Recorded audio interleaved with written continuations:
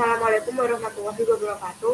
Selamat pagi, siang, sore, dan malam. Perkenalkan, nama saya Devi Indriana Putri, NIM A11 2019 12044. Kali ini saya akan mempresentasikan tentang tugas UAS pemrograman web lanjut saya yang berbasis transaksi. Nah, seperti ini tampilan login dari sistem saya. Username-nya admin, password-nya admin. Kita login. Kita akan coba lagi.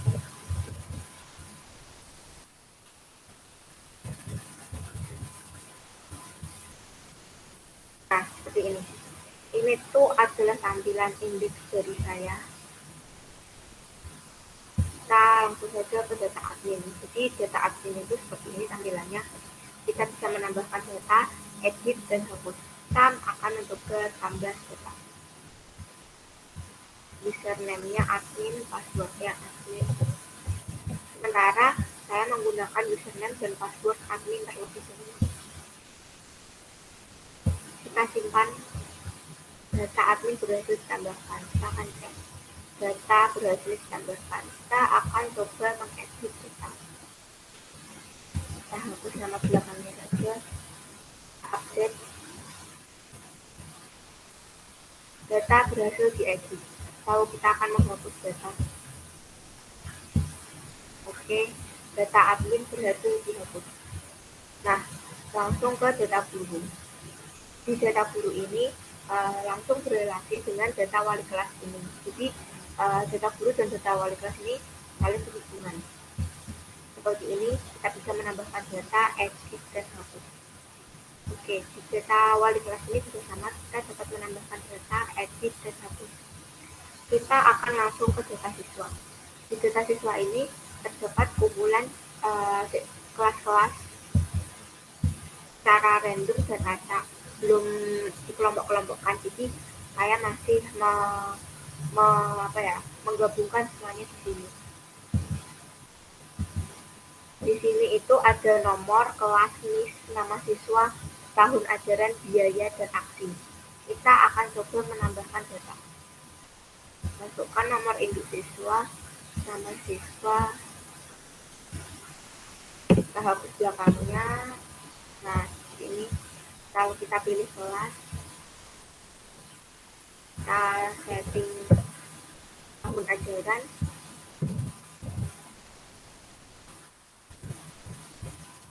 kalau kita klik simpan, data berhasil disimpan. Data yang terakhir disimpan akan masuk ke yang paling bawah sini. Ini sepertinya ada 2 data, saya akan menghapus data yang ini saja.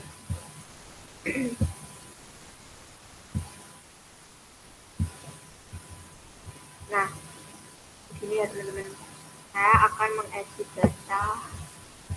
Kita tambah ini. Seperti ini kita update data.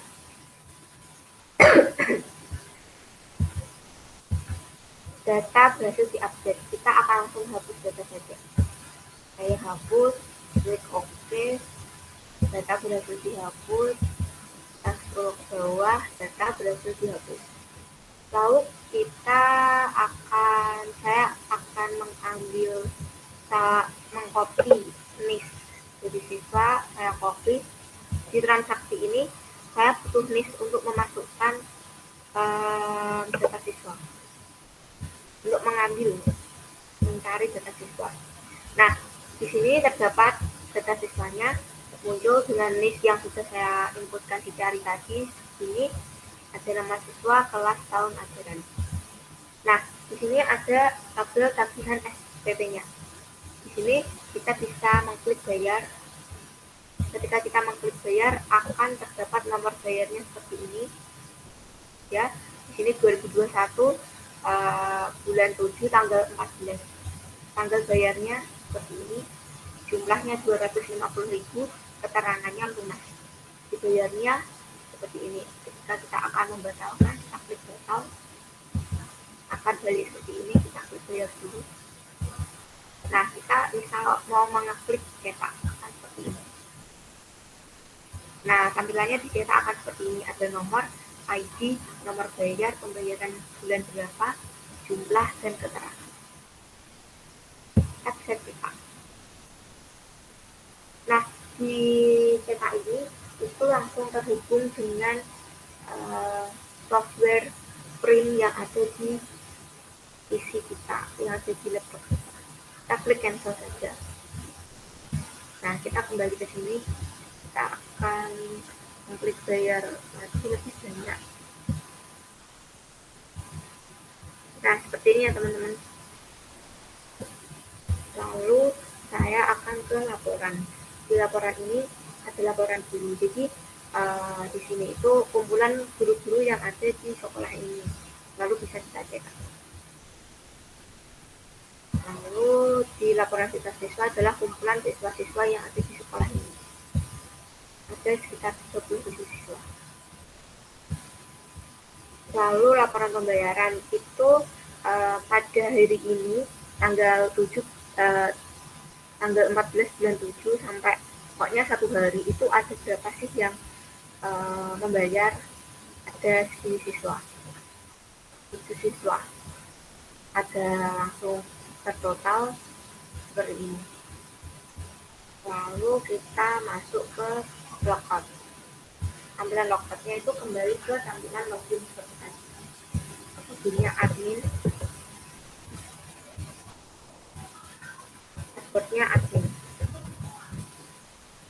Nah, seperti ini.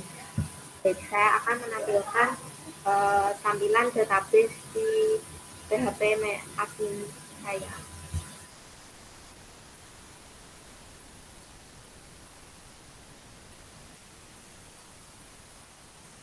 Nah, di sini saya database-nya bernama SPP. Lalu di sini ada tabel admin, guru, siswa, SPP, dan wali kelas. Yang pertama saya akan menjelaskan tentang tabel SPP-nya terlebih dahulu. Jadi di tabel SPP ini ada ID SPP, ID siswa, jatuh tempo, bulan, nomor bayar, tanggal bayar, jumlah keterangan, dan ID admin. Kita akan ke strukturnya. Nah, di ID SPP ini ada key index utamanya. Oke, dan ID siswa ini kenapa ada key tapi kok warnanya silver? Karena ID siswa ini tuh berrelasi dengan tabel siswa ini. Jadi di tabel siswa ini terdapat key indeks utama yang bernama ID siswa. Sama seperti ID admin ini, di tabel admin ini ada ID admin yang ada key indeks utama yang bernama ID admin. Seperti ini. Di sini terdapat ID SPP, ID siswa, jatuh tempo, bulan, nomor bayar, tanggal bayar, jumlah keterangan, dan ID admin. Kita coba cek di ID siswa. Siswa menurut saya. Nah, kita langsung menuju ke strukturnya saja. Nah, di ID siswa ini terdapat yang tadi sudah saya jelaskan, key indeks utama yang bernama ID siswa. Di sini terdapat NIS, nama siswa, di sini juga ada jelas dengan key indeks dari wali kelas ini. Jadi di tabel wali kelas ini terdapat key indeks utama yang bernama kelas. Lalu saya akan menjelaskan di wali kelas.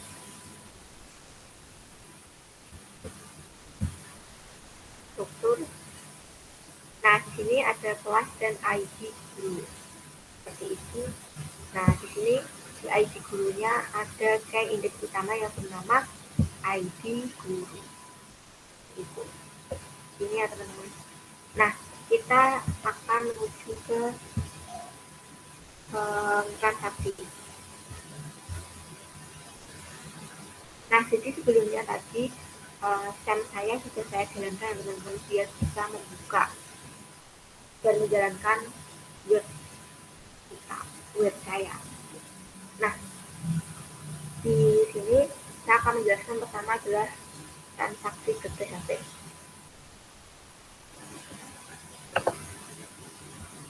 Oke, di transaksi ke PHP ini ada input koneksi ke PHP. Itu tuh untuk menghubungkan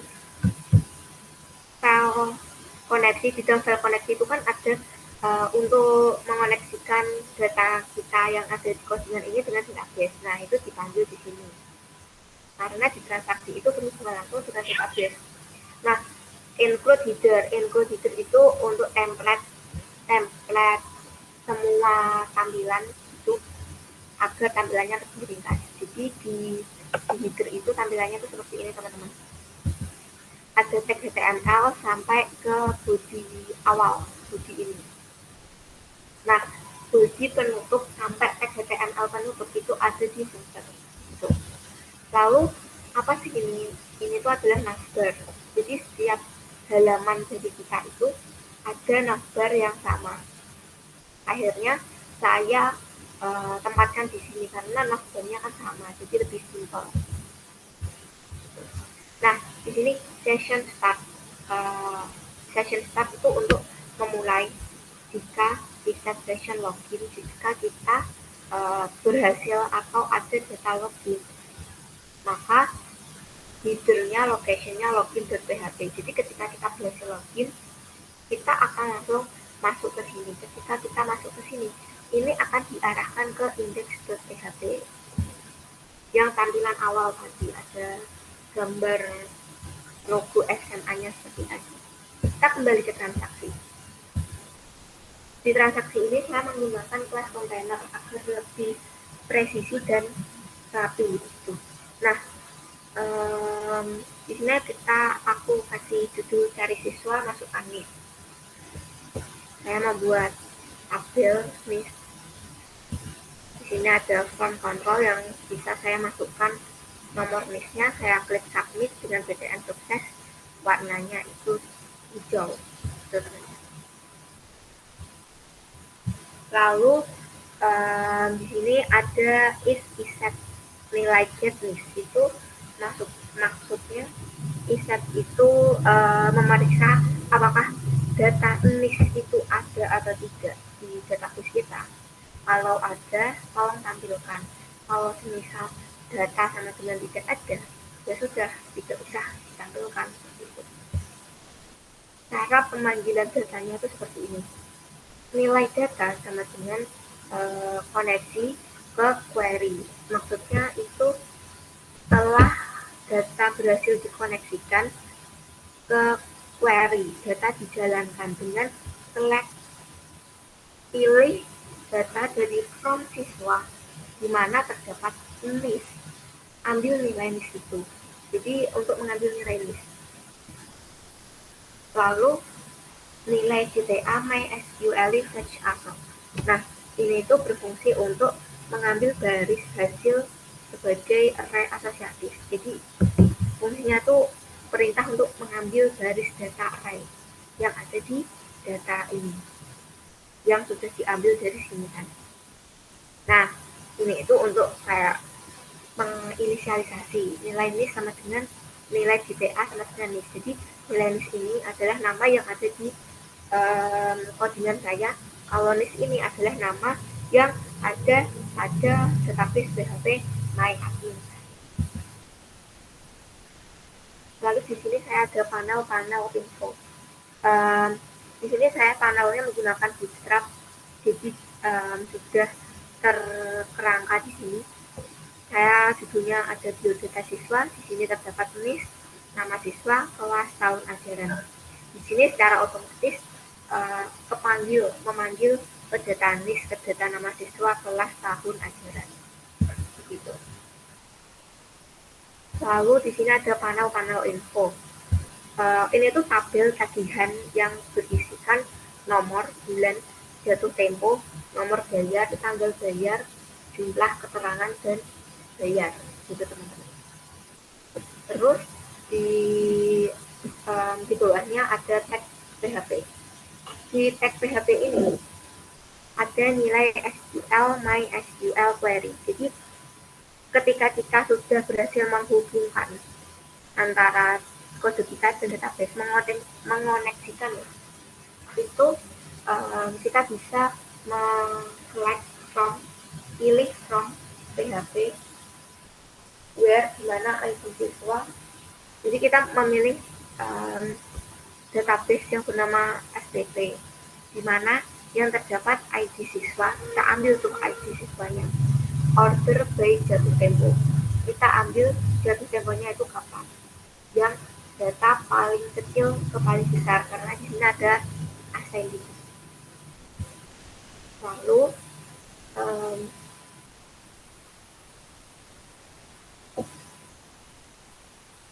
di sini terdapat perulangan. Nilai I sama dengan 1, maksudnya adalah nomor untuk pengulangannya agar terdapat 1, 2, 3 agar urut dari yang kecil ke besar. Well, SQ sama dengan main SQ Ali fetch asap. Ini itu untuk menjemput deretan hasil baris sebagai array asosiatif dari SQL ini. Jadi kan ini nilai SQL. Hasil dari SQL ini saya ambil kan, lalu saya print echo di sini. Kita buat tabel nilai I adalah nomor, nilai SQ bulan, jatuh tempo, nomor bayar, tanggal bayar, jumlah, dan keterangan. Keterangan itu lunas atau belum lunas. Nah, kita masuk ke nomor bayar. Settingan di nomor bayar ini itu seperti ini. Echo address proses transaksi. Jadi di proses transaksi itu terdapat perhitungan NIS, bayar, dan ID SPT. Lalu di Echo A kelas BTN primary itu ada tombol warna biru untuk mengeklik bayar, yang saya panggil di proses transaksi, karena di proses transaksi itu terdapat perhitungan NIS, bayar, dan ID SPT. Else, jika misal kita ngeklik bayar, nah, atau kita mau batal, tidak jadi membayar, kita bisa memilih else ini. Ada 3 else gitulah. Nah, di sini sama, danger warnanya itu merah. Kita panggil proses transaksi batal. Jadi ini Echo sukses tapi bayar cetak. Jadi kan tampilannya tadi itu bayar, batal, sama cetak. Nah, di cetak ini blank, target blank itu maksudnya kita itu targetnya itu langsung ke data cetak yang sudah kita buat ke halaman cetak, seperti itu. Ini di sini ada not pembayaran dilakukan dengan cara mencari tagihan siswa berdasarkan NIS. Nah, include footernya ini yang saya jelaskan tadi, dari penutup body sampai ke penutup di HTML. Jadi pertama seperti ini, kelas footer. Lalu saya akan menjelaskan ke proses transaksi. Di proses transaksi ini ada tag PHP, yaitu ada tag session start yang berfungsi untuk memulai eksekusi session pada server, dan kemudian kita dapat menyimpannya kepada browser kita. Lalu if set, if jika data ditemukan, data login itu, maka panggil koneksi ke PHP. Jika action kita klik bayar, maka kita akan mengambil ID SPT dan NIS. Gitu. Secara otomatis akan memanggil ID SPT dan NIS. Ke bulan, di sini itu terdapat pengaturan bulannya ketika kita membayar. Jadi ketika kita membayar, klik pada hari ini, tanggal 14 bulan 7 2021, maka akan tertera tanggal tersebut dengan fungsi nilai today, seperti itu. Lalu di sini ada tanggal bayar, lalu ID admin yang dipanggil dari database, lalu nilai bayar MySQL query, connect, update, FTP step. Jadi ketika kita ingin mengupdate data database FTP, yang diupdate adalah nomor bayar, tanggal bayar, keterangan, lunas atau tidaknya, ID admin, dan ID SPP. Ini tuh maksudnya ketika kita mengklik bayar, maka ini bekerja mengupdate, akan ada keterangan diisi lunas, adminnya akan diisi admin yang yang bekerja saat itu. Where ID SPP, nilai ID SPP yang penting itu ini. Kita mengambil ID SPP-nya sebagai key index utama. Nah, jika kita membayar, either kan sudah selesai tuh membayarnya, kita akan masuk ke transaksi.php list. Nah, jika pembayarannya gagal, maka akan ada alert seperti gagal ini, akan ada teks konfirmasi kalau data kita itu gagal terbayar. Nah, else if get ini, jika kita mengklik batal, apa yang terjadi?